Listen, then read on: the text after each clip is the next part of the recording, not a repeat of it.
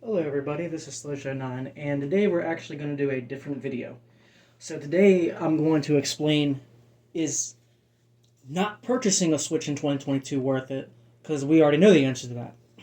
The real question is it worth buying physical or digital in 2022? Well, as you can see, I have a long list of digital games on this console. I mean, I have, what, probably 2 physical games, but everything else is digital?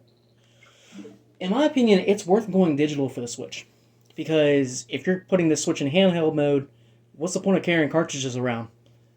To be honest with you, it's worth going digital 100%.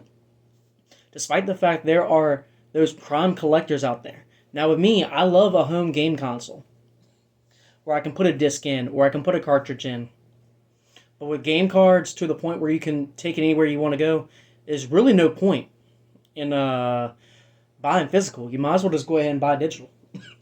Now, despite the fact that these consoles do come with low memory, the original Nintendo Switch came with only 32 gigs, while the OLED model came with 64 gigs. Despite the fact that you can actually buy, I believe it's up to a 2 terabyte SD card, where it's where the back is, where the kickstand is, and you can put an SD card in there, and you can actually extend the memory. I highly recommend buying between a 256 to a 512 gigabyte SD card, and the only brand that I suggest is buying a SanDisk. They are possibly the best brands. I currently have a 64 gigabyte SanDisk card, which you just saw only has 705 megabytes left over. So I have no memory left up on there. While on the system itself, I have 8.1 gigs. I could still download between 1 and 2 more games if I wanted to. But big game files like Mario Kart 8 and Super Smash Bros. Take well over 15 gigs apiece, including WWE 2K18 or WWE 2K Battlegrounds. 2K18 takes around 21 gigs, while 2K Battlegrounds takes around about a whopping 11. But this one actually takes the cake. I believe this one is 26 gigs, I'm pretty sure. I can almost find that out real fast. Yeah, 26.9 gigs is how big Final Fantasy X is. That is the biggest game that I have that's on this system right now. And it's crazy. But there's a lot of great games up on this console. And some of the games I actually do recommend getting. Even if you buy the Switch, you don't really have to go out and go get a bunch of other consoles just to play them when they can already be remastered on the Switch. Despite the fact there are certain consoles that have their exclusives to the point where you really don't need to buy it for those consoles, where if you never got to play it for those consoles, you could just play it on the Switch. For instance, I don't have it downloaded on here yet, even though I've already bought it. Need for Speed Hot Pursuit, the remaster. I have it bought. I got it on sale digitally, but I have not downloaded it yet. But I do have it, and I own it now. Well, sort ofly. But, yeah, case in point, pretty much. I played it on the PS3, I played it on 360, and I played it on the Wii. I have to say the best version is definitely the Switch version. But here comes a cost when it comes to physical and digital. Remember when I said the word owning? Physically, technically, you own the game.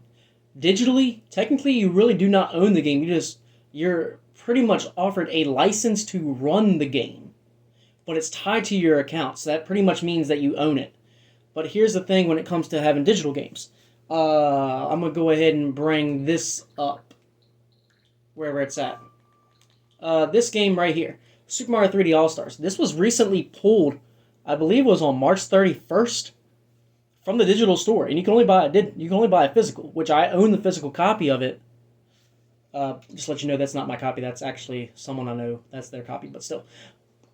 That is I have my copy of this, and you cannot buy it digitally no more. You have to buy it physical, and it's highly expensive now. I believe I got mine between, I think I got mine at like $55.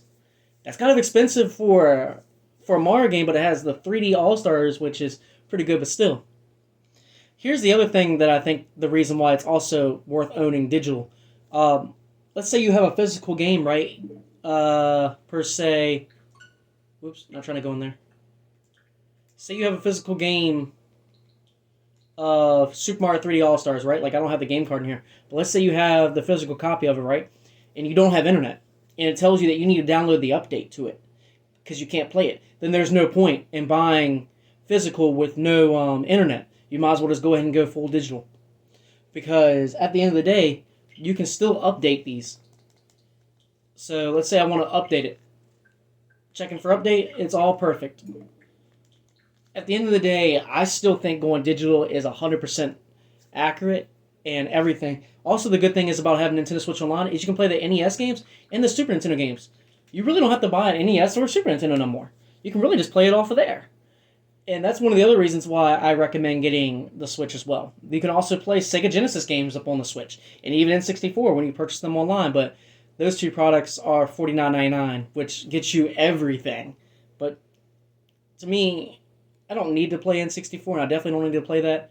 The only way I would be sold on that is if they put any of the Mario parties in there. That would be the only way I would be sold.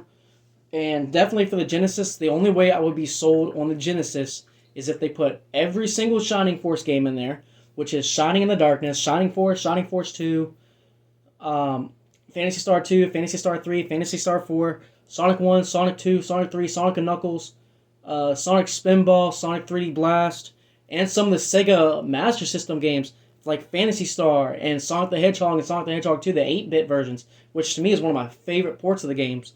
But still, on the side of the fact, is it worth going digital? Yes, but also at a cost.